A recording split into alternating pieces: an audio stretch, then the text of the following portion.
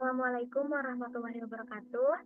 Yang saya hormati Ibu dosen, Ibu Siti Qadariyah MPUM, pengampu mata kuliah Kewarganegaraan, serta rekan-rekan mahasiswa sekalian.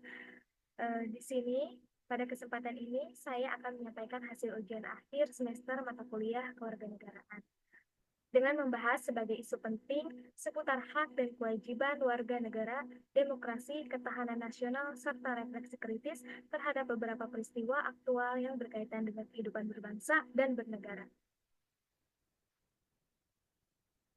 Baik, sebelum ke materi, perkenalkan, saya Putri Nurul Aini dengan NIM 24031292, kelas 24 AKTB, semester 2, Prodi Akuntansi.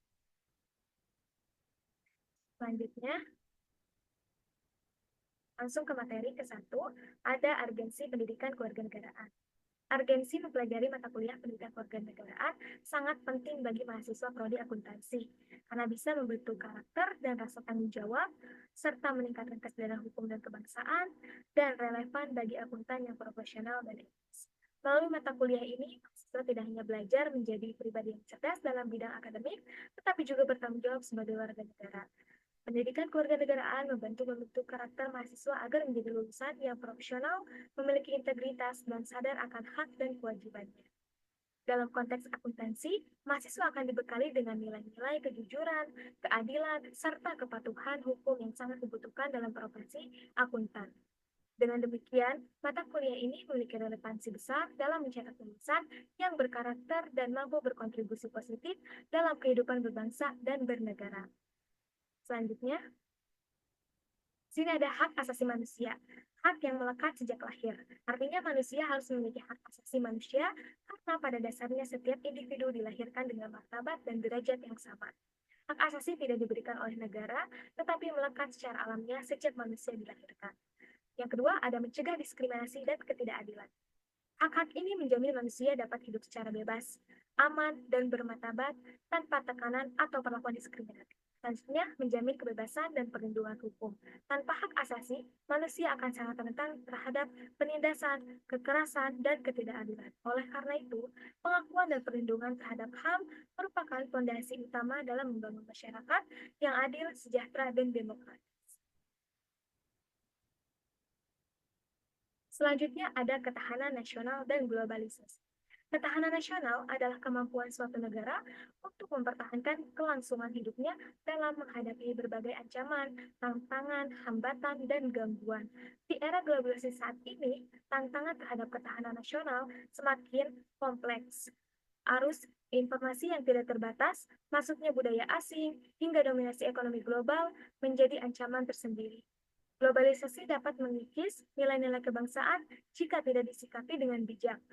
Oleh karena itu, diperlukan kesadaran kolektif untuk memperkuat jati diri bangsa melalui pendidikan, penguatan budaya lokal, serta pemahaman nilai-nilai Pancasila sebagai dasar dalam menjaga ketahanan nasional. Selanjutnya, ada demokrasi dalam keluarga.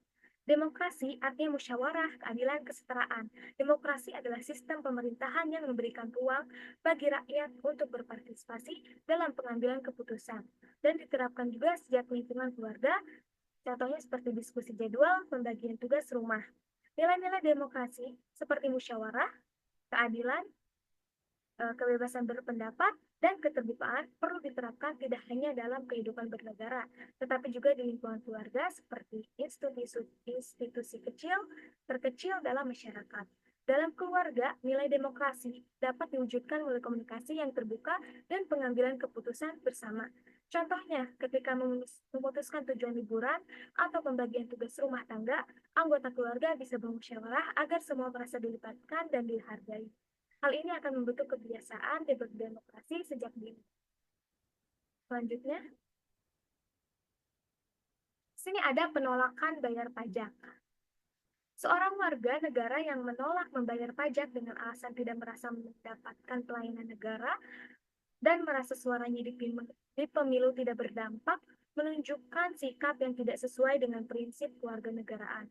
Berdasarkan Undang-Undang Dasar 1945, UU Nomor 12 Tahun 2006, setiap warga negara memiliki kewajiban untuk membayar pajak sebagai kontribusi terhadap pembangunan nasional. Pajak adalah sumber utama pendapatan negara yang digunakan untuk membiayai pendidikan, kesehatan, infrastruktur, dan pelayanan publik lainnya. Menolak membayar pajak berarti mengabaikan tanggung jawab sosial dan hukum sebagai warga negara. Tindakan tersebut dapat merugikan diri sendiri dan masyarakat secara keseluruhan. Next. Sini ada Astagatra.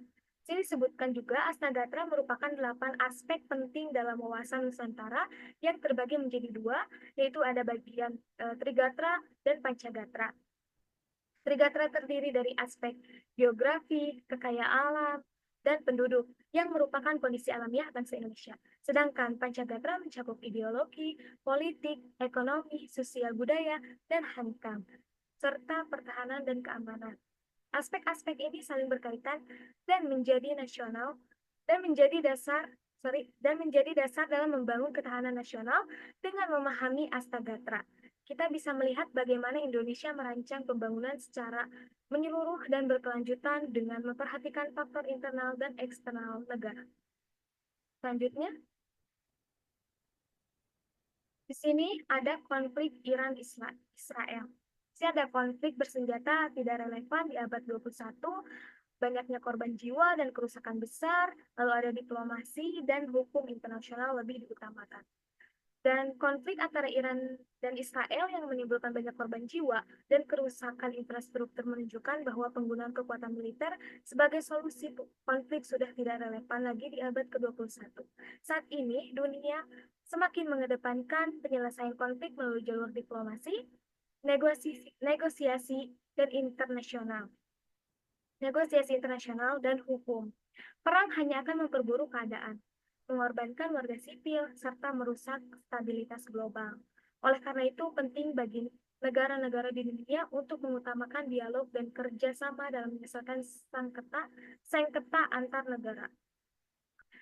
Konflik bersenjata seharusnya menjadi jalan terakhir jika semua upaya damai telah gagal. Selanjutnya di sini ada Marriage Pogoya dan Miss Indonesia. Di sini dicoret karena viral dikibarkan bendera Israel, lalu perlu tinjauan objektif dan adil, serta sensitivitas politik harus dipahami secara kritis. Di sini kasus Merin Skogoya, finalis Miss Indonesia 2025, yang dicoret karena videonya viral mengibarkan bendera Israel, memicu banyak perdebatan. Dari satu sisi, keputusan panitia dapat dimaklumi karena Indonesia tidak memiliki hubungan diplomatik dengan Israel, dan tindakan tersebut dianggap sensitif secara politik. Namun, di sisi lain, perlu ditelaah lebih dalam mengenai konteks dan niat dari tindakan Merins. Apakah itu kesalahan pribadi, ketidaktahuan, atau ada alasan lain yang belum terungkap? Keputusan mencoret finalis harus diambil secara objektif dan adil, bukan hanya karena tekanan publik. Sebagai masyarakat, kita harus bisa menilai secara kritis dan tidak terburu-buru dalam menghakimi seseorang hanya dari potongan video yang viral. Selanjutnya, sini yang terakhir ada kesimpulan. Melalui kajian berbagai persoalan dalam mata kuliah kewarganegaraan, saya menyadari bahwa menjadi warga negara bukan hanya soal status hukum, tetapi juga tentang tanggung jawab, partisipasi, dan kesadaran kolektif dalam membangun bangsa. Pendidikan kewarganegaraan membentuk karakter mahasiswa agar memiliki integritas, menjunjung tinggi hak asasi manusia, dan mampu bersikap kritis terhadap isu-isu nasional dan global. Dalam menghadapi tantangan globalisasi, konflik internasional, maupun problem sosial di dalam negeri, mahasiswa sebagai generasi penerus bangsa harus mampu berpikir jernih, menjunjung nilai demokrasi, dan tetap berpijak pada jati diri bangsa Indonesia yang berdasarkan Pancasila.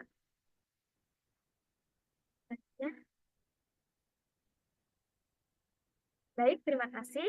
Demikian pemaparan ujian akhir semester saya untuk mata kuliah kewarganegaraan. Semoga apa yang saya sampaikan dapat menggambarkan pemahaman saya sebagai mahasiswa yang tidak hanya fokus pada akademik, tetapi juga sadar akan tanggung jawab sebagai warga negara Indonesia yang baik dan kritis. Saya mohon maaf apabila ada kekurangan dalam penyampaian maupun materi. Terima kasih atas perhatian dan waktunya. Wassalamualaikum warahmatullahi wabarakatuh.